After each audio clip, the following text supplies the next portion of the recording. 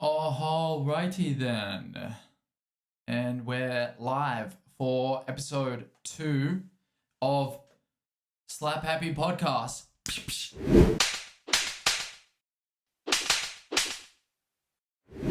I think that might be the opening from now on. Slap Happy Podcast. Or maybe someone comes in from, so I'm currently filming this on my phone, which I will break up into maybe mini pieces of content, or I'll just go straight to IG. IG. What's the thing? We store larger files in IG. Can't remember right now, but everybody out there knows what I'm talking about. Whether I'll break it up into small pieces of content or just go straight to YouTube and then IG insert. Has anyone ever tried that? When you can't think of a word, so you try to jolt your brain into action by speeding up into the sentence where the word is meant to be and hoping that your brain catches it. So for example, I'm just going to put it up in IG and then, hoping that your brain just blurts it out. Has anyone ever tried that? I don't know. I heard it somewhere. I saw it somewhere, and I thought that's a really cool idea.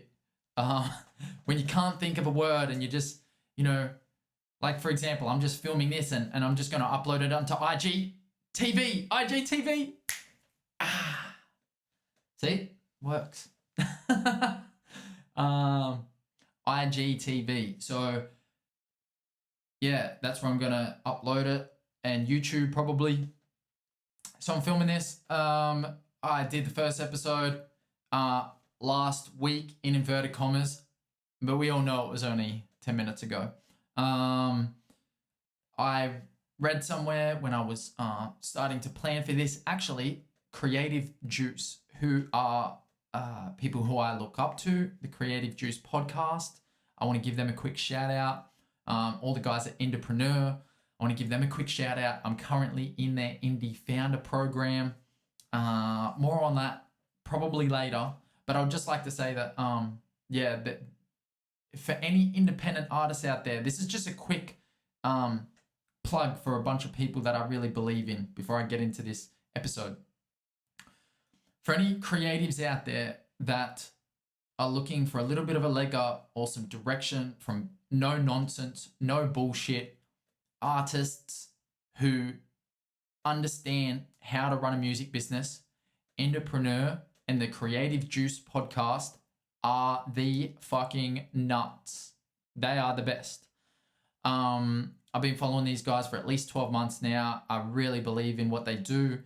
And they've given me a lot of confidence to know that, I don't need to be selling out stadiums to have a successful music career. I just need to know how to run Savilian Incorporated.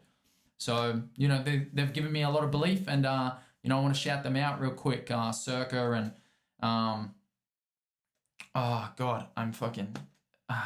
Jack, Jesse, Circa, Corinne, all great. Love them.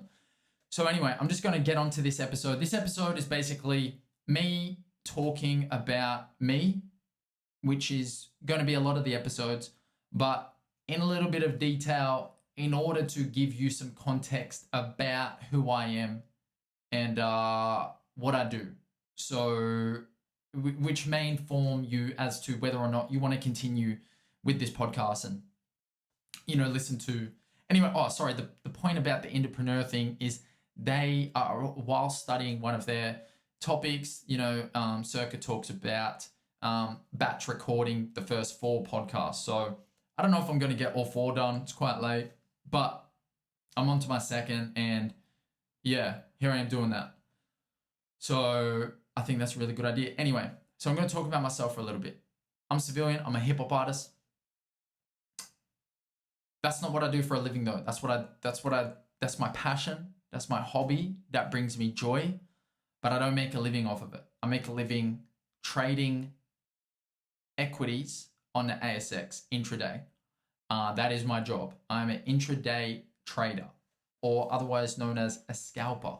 I get up in the morning, I open my computer, I research stocks, and then I trade them throughout the morning, sometimes all day, depending on how I'm feeling. I've been doing it for 2 years, and I'll probably talk a little bit more about that in a moment. I'll probably start from the beginning first. So, going back to 2006 or 7, I was a fanatical golfer. Absolutely loved it. Could not get enough of it. I would wake up and play golf before I went to school. I would literally get up at 5:30 a.m. and go shoot holes before I went to school.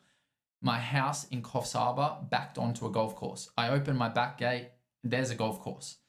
It was a pretty good deal. I hadn't played golf up until I was 16 is when I started. My dad went to the local tip and he found a golf bag and he bought me a couple of clubs that they sell it. They got at the garbage, they call them a tip, right? The landfill. They have a store where they try to recycle junk, right? And we would go and, we'd throw our rubbish there and we'd go check out the store to see if there's any goodies, And we found a bunch of golf clubs, and my dad managed to buy a bunch of golf clubs and a bag for about, maybe $10 he paid. So he got a bunch of clubs and a bag.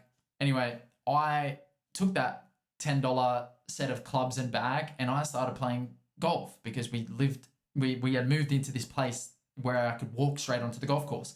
I eventually got a membership, started playing regularly, became fanatical. If anyone knows anything about golf, I can't remember what handicap I got down to, but I went from like 36 to maybe like 16 or 15 or somewhere around there, maybe even 14,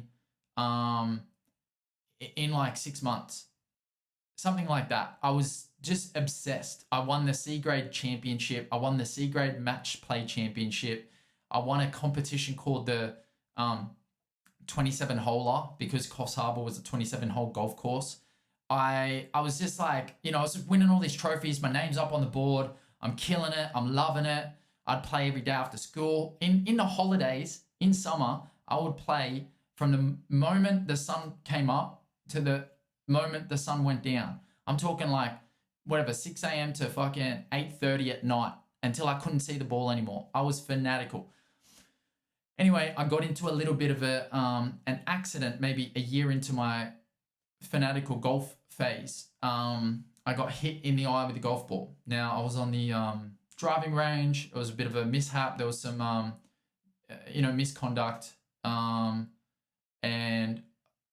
basically, a guy that I was friends with at the time, he was standing behind me and he shanked the ball off the side of the club, hit me in the eye, my right eye, felled me, knocked me unconscious, fractured my eye socket. They thought they had killed me at the scene because I was in a bloody mess on the ground, literally a bloody mess. They thought they had killed me. Turns out they didn't kill me, which is great.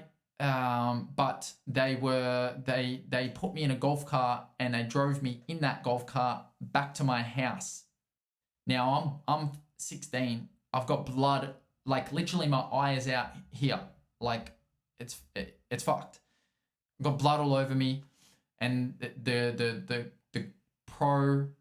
golf pro, he drove me to my home and he just left me there basically. He said, go get your mum or whatever. They didn't call an ambulance. They didn't take me to the hospital. No doctor, nothing. Just dropped me at home. Mum and dad weren't home because we were looking for a new place. So my brothers are like, what the fuck is wrong with your face, Matthew? I'm like, it's been a long day. Call mum and dad, quick. Anyway, they call mum and dad. Mum and dad come home. They take me to the hospital, Coffs Harbour Hospital. Anyway, they had to get the eye surgeon or the only eye professional in the area on the mid-north coast. He was in, I think, Grafton or somewhere further north. He was like an hour away. So he had to come to the Coffs Harbour Hospital to check my eye out.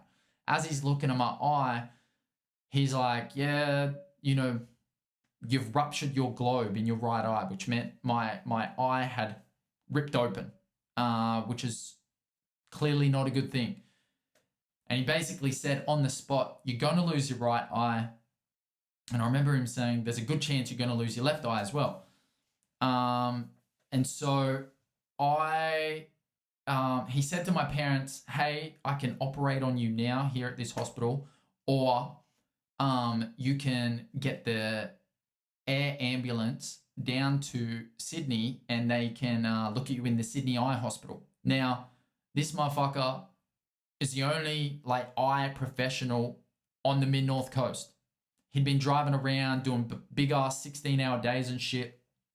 This is getting towards the end of the evening and he looked like he needed a sleep. So I remember thinking, nah, this dude ain't operating on me. And I told mum and dad, I'm like, put me in that motherfucking plane. I'm going to Sydney, boy.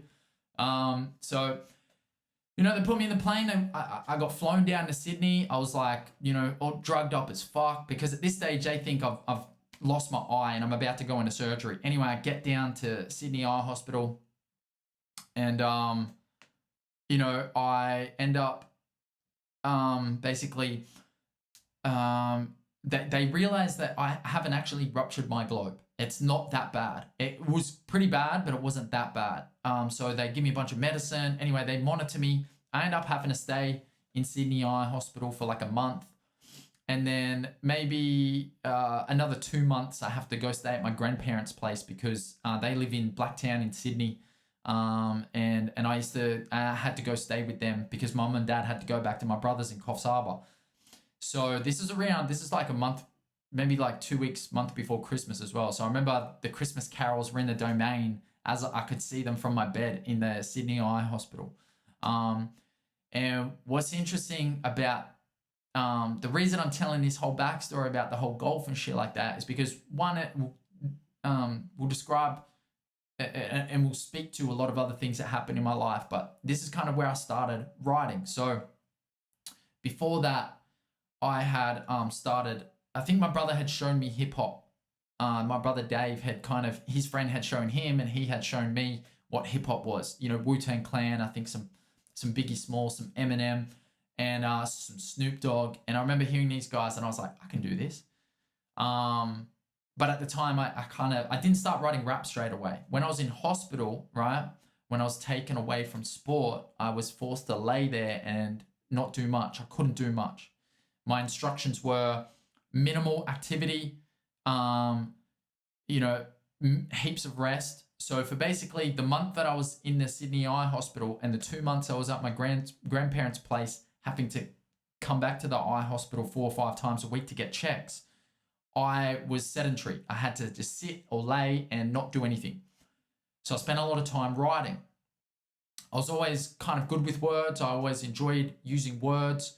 So I'd write a lot of poems. I'd start by writing short stories that kind of turn into poems, eventually would turn into raps. But these short stories and these kind of poemy things, they were like real weird. They were like about books, you know, taking over the world. They were about aliens. They were about you know, all the imaginative shit that a 16-year-old who didn't have heaps of friends would probably talk about, right? So anyway, I'm writing these poems in hospital. Then I get, you know, spend the time at my grandparents' place. And that is where I saw Scribe for the first time. I remember I saw Dreaming on MTV because my grandparents had MTV. I saw Scribe Dreaming for the first time.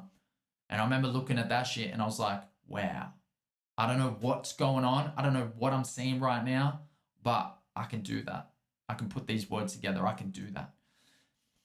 Anyway, that was my first kind of like realization that, like, you know, I loved hip hop. I just had this like raw connection to it at that moment in time. And yeah, it felt special. Felt like something special was developing. So anyway, I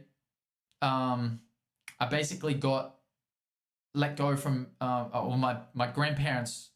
I got told by the Sydney Eye Hospital that I could you know, go back home to Coffs Harbour. By this time, my parents had moved, and I went back to Coffs Harbour, and I started writing my little rhymes, you know, a little scheming here and there, and everything was okay with my eye. It obviously started healing. I didn't lose the eye. I have lost some of my field of vision. Like around here. I can't see like down here. There are some complications with the eye. It is not perfect and it will never be perfect. And there is a chance that I'll have further complications in the future, but I didn't lose it. And for the most part, I got it. So I was told that I was incredibly lucky. I was probably a 1 inch away from that way killing me, and probably 1 inch away that way from totally losing my eye. It kind of hit me like right in the center there. You know, my eye socket absorbed all the blow, fractured, but no further damage. So I was really, really lucky from that point of view. I returned to Coffs Harbour. I was still forced to kind of be, you know, essentially bedridden. I wasn't allowed to go back to sport. Before that, I was hugely into cricket, and golf was my main love at that moment, but I was still a big cricket fan. Played cricket and stuff, but golf was really what I was into. But I was told I couldn't do anything. I had to basically stay at home. So my writing skills really developed. I started writing a lot more short stories. And when I was in year 10 or 11, I think it was year 10, or maybe it could have been year 11, I went into a Battle of the Bands competition. Now, I'd been working on my raps, okay, turning them into raps, and this Battle of the Bands competition comes up. Now, at this stage, I'm already a weird fucking kid. Like, everyone called me Pants because the previous school that I went to, everyone had short shorts. So when I went to this new school in Coffs Harbour, I wore my shorts like quite high. So everyone started calling me Pants, and that name stuck. Like, literally everybody at the school called me Pants. All my friends, people I didn't know, people I never met, even the teachers called me Pants. Everyone, the principal, like every single person at this school called me Pants. And so I was already a bit of a fucking weird kid, and I kind of owned it. I liked being weird. I liked kind of standing out. I liked having my little thing over there. And this rap thing, this seemed like an opportunity for me to be even weirder, to double down on my weirdness, you know? So I just picked it up with both hands, and I just ran with it. So anyway, this Battle of the Bands competition comes up, and I jump up on stage, and I sing my little raps. I remember I had an Akubra on. My dad had like an Akubra or a Akubra style hat, like some cowboy looking fucking thing. And I did 2 songs that day. I did one called A Tribute to Johnson the Donkey, which was my rendition of Tribute by Tenacious D. It's just a matter of opinion. What's that? I don't know. I can't remember it right now. But I rewrote the lyrics to make it a tribute to a donkey named Johnson. Don't know what the fuck, you know? And the weirdest thing is, in all the guitar solos in tribute, I played air guitar. I played air guitar on stage in front of like, you know, fucking 200, 300, 500 kids, right? I played air guitar, and I sung Tribute to Johnson the Donkey. Mind you, everybody else in the fucking Battle of the Bands was like either a professional artist or knew some shit about music. Like they were a band or a singer or something like normal. My freaky ass decided, why not, you know? So anyway, I do Tribute to Johnson the Donkey, and then I did my first ever rap performance, which was a song called I Am the Man. And I don't know all the lyrics. I've got it written somewhere, but I do remember the hook, and it goes something like this. I beatboxed, or my rendition of beatboxing. I went, I am the man. I am the man. Why can't you see? Just call me. Just call me. Mic drop, baby. And, you know, that shit was huge. That shit went off. And I ended up, I remember sitting in the assembly in the big hall, and the teachers on the stage, and they're announcing the awards. And I'm sitting up the front by myself, and then 700 kids. Me by myself at the front, 700 kids. Anyway, I'm sitting up the front by myself, and they're announcing the awards, you know, 3rd place, 2nd place, and whatever. People's Choice Award. Pants. Yes, motherfucker. Anyway, I won the People's Choice Award, and a bunch of people must have liked my weird shit enough, my funky shit enough to give me this award. So that was my first performance. You know, that was my golfing accident injury, which led to, you know, the start of my life as a musician, or me starting to write rhymes, and my journey with poems. And yeah, that's kind of where that started. So I think I'm going to leave this episode right there because, you know, I've talked a lot already and I don't want to make these too long. I want to make them like, you know, maybe 10 to 20 minutes max, nothing over half an hour. And the next phase I want to get into is where I actually start to become a musician and kind of what happens after that. So yeah, I'm gonna finish this one here. Thank you guys for tuning in. This has been part 1 of Savilian. Pardon me. This has been part 1 of Savilian, getting to know Savilian, getting to know me. And, you know, I hope you've enjoyed it. And please come back for part 2 because shit really gets interesting. That shit was like, that was interesting. That was kind of fun. But shit's about to get really interesting. You know what I'm saying? So anyway, part 2, yeah, tune back in for that shit. And, you know, if you're liking what I'm doing here, again, let me know. I would like to know from people listening and their experience and, you know, what they feel about it. So if you're liking it, let me know. And, yeah, I would appreciate that. So thank you very much. Everyone stay safe out there. Everyone stay strong. And, you know, I'll speak to you soon. Cheers.